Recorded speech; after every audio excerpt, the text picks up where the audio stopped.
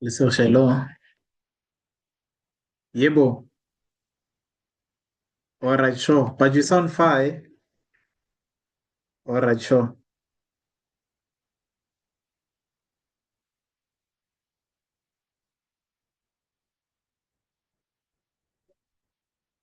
Financial news, right? What are some of the biggest financial problems that we're facing that aren't simply maybe caused by lack of money, but maybe somehow it's responding to things going wrong? So if you think about it, we insure against risk, right? You use your contract to protect yourself, you introduce regulations to manage misconduct. You build systems to absorb those financial consequences when things fail. But also, those protections have their own place, right? But the question that maybe we need to explore tonight is, have we become better at managing failure than preventing it? And I think that's such an important question. It's an interesting concept. It's called the root repair versus the failure pricing. It's the idea that perhaps we spend too much time managing the consequences of problems and not enough time actually strengthening our foundations, like your discipline, your accountability, your good governance, your long term thinking. Because if you can ensure against financial loss, you can surely regulate misconduct. You can also maybe write a contract when trust isn't even enough. And those are the things that we're looking at. But can you engineer a way out of failure in character? Those are the things that we hardly talk about. And that's what we're unpacking tonight with Ms. Teresa from the Financial Hub. Here to take us through it. Ms. Teresa, good evening. Welcome to Life and Money. Miss Kumi, good evening, and it's always a pleasure. Good evening to you and your listeners. Lovely having you back. Now, you argue that modern society is increasingly pricing failure instead of maybe preventing it. So, what are some of the everyday examples where we are paying to manage failure rather than addressing what actually causes the failure? And I'm telling you now, little not today. Wait. Um, just to name a few, as you said, nah. In property, for example, the concept of a 30-year bond. When I was in Ghana, I was told that the interest rates on house mortgages is 25%. So everybody saves and then builds their house after 10 years cash. Yes. There's no such thing as a bond. I also experienced that when I was in Uganda, where they said everything we own, we have. We actually own it. And I said, what do you mean? They said, my car, bought cash. My house, built cash. I'm not paying monthly to any bank for my assets. So I own everything that I have. Yeah, I felt offended. Nah. Exactly. The other one, the credit card, by the way. The fact that we have credit cards, and it's sad, some of these things, I'm a practitioner in the financial industry, so I know when they originated, how they came about, and how society has evolved over time. But the sad reality of the credit card is that there was us as a society deciding, or you know what, we're not going to work on good financial habits. All we're going to do is if you want it now, I'm on Tata. Why wait? Why save? Why learn good financial habits? We'll see Pambili there forward. Some of the things that even come with your credit card includes credit protection and termination protection. If you read your credit card statement, there's a whole lot of insurances there. If you lose your job, if you die, if you do this, if you do that, then somebody's gonna step in and pay over your credit card. Um, so that's another popular one. Tutors is one that I found interesting, private tutoring. And you ask yourself for how, but what must I do if ngwanaka wa sokola ko sekolong? And I think that was one, that's why I say I found it difficult. Before I give you the last one that I personally had to face up front. It's an interesting one because, ko sekolong, you pay so much money. Your child is supposed to get it in class. If they're not getting it in class, then there are parent evenings or parent days where you're supposed to come up with a strategy. Lay the school, how can we best support ngwana ko gae? Wabo? Because you're already paying a lot towards education. And there should not be even a consideration, ya hore, what if that fails? We've accepted that that's going to fail. And as a result, the private tutoring industry has become a multi-billion rand industry. And that's as a result, we've now accepted, yeah, you sign up for school, you sign up for extra maths classes, and that's just life. Otherwise, but that's not fair and that's not correct, you know. And I said, I'm going to leave you with a clincher or a difficult one. When Yeah. I was getting married, the first thing, everybody, my bank, my insurance, they all called me and they said, I agree you signed an anti-nuptial contract. And I asked why. And they told me about the divorce rates, lady this, lady that. I can tell you now, it's only my father that sat me down and told me how to make a marriage work. And I sat there and I thought, is this who we've become as a society where nobody wants to tell you how to build a healthy marriage? Nobody wants to teach you how to make family work. Everybody is standing there, but this thing when it fails, at least o tswenyana ka pholo ya hao, le ena a tswenyana ka degree ya hae, le engeng ya hae. Provident fund, is it included? It's not included. You know, I went on TikTok and all of the lawyers, the best advice that they have towards marriage, all of it has to do with the failure side of marriage. Very few lawyers come out and say, you know what, for you to make a marriage work, these are the best practices. These are the clients that I have that have been married for 50 years.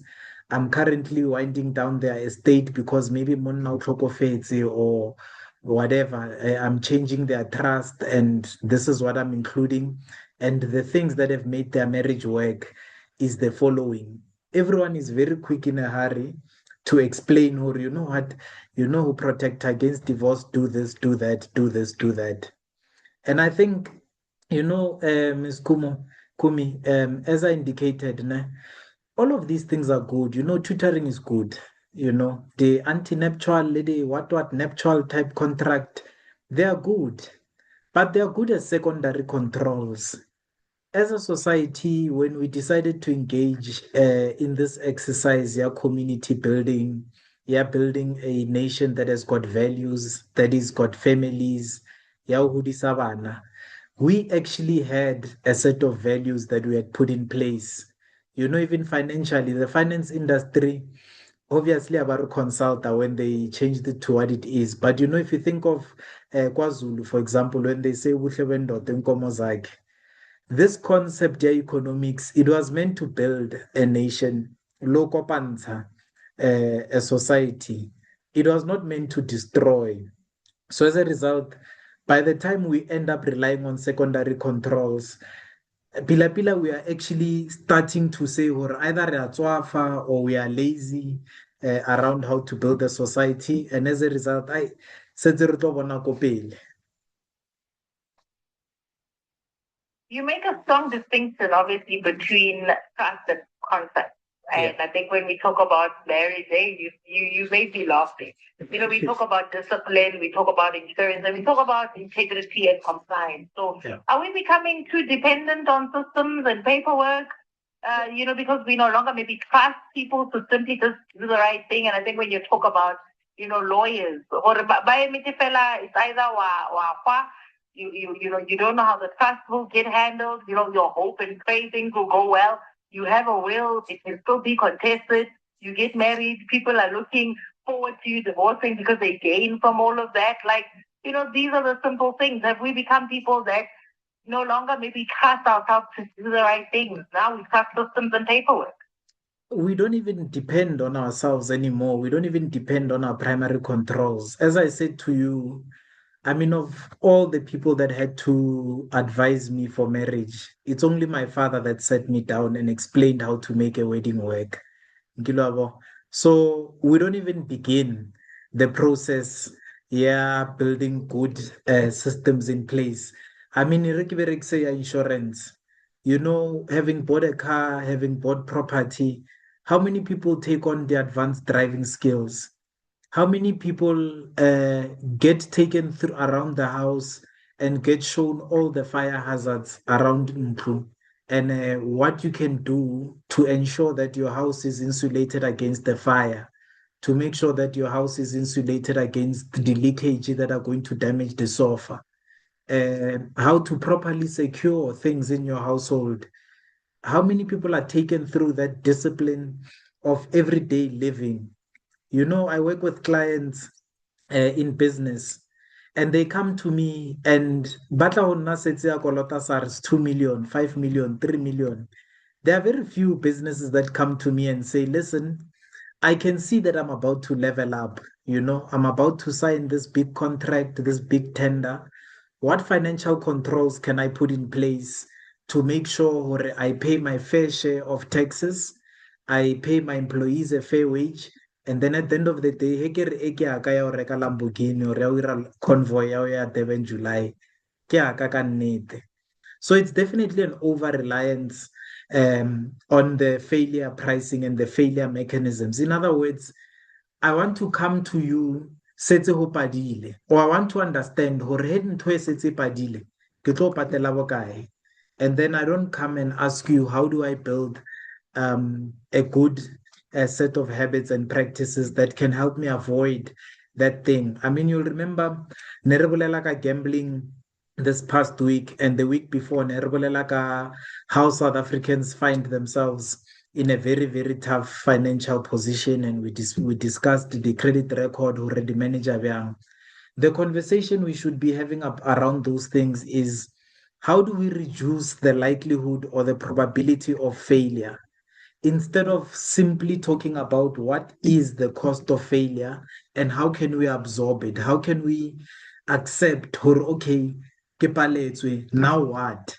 We also need to work around what do I do before we even get hore ke ska palelwa.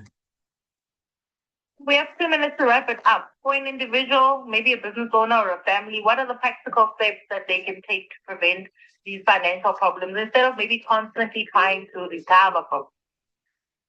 For an individual and families and even the business owner, what I would advise, in a day and age where everything is easy, as they always say, the elders or the microwave generation, get back to your identity, understand your values, understand your culture, understand long-term thinking again, prioritize no again, ithute ho itima dilo. And a o ithutele fela hore o be motho e leng gore o ngame ka tšhelete a re butseng dingame tsela tsa kgale re ba buse re checke gore pila sala o tlo ba ngame no o tshabang ko pele because o ka re we need bongame bola back. In future shows re sa tlo bolela ka seriti because I've built a whole financial model around the concept ya seriti, and I contrast that with the consumption culture e re nang le yona hona bjanong.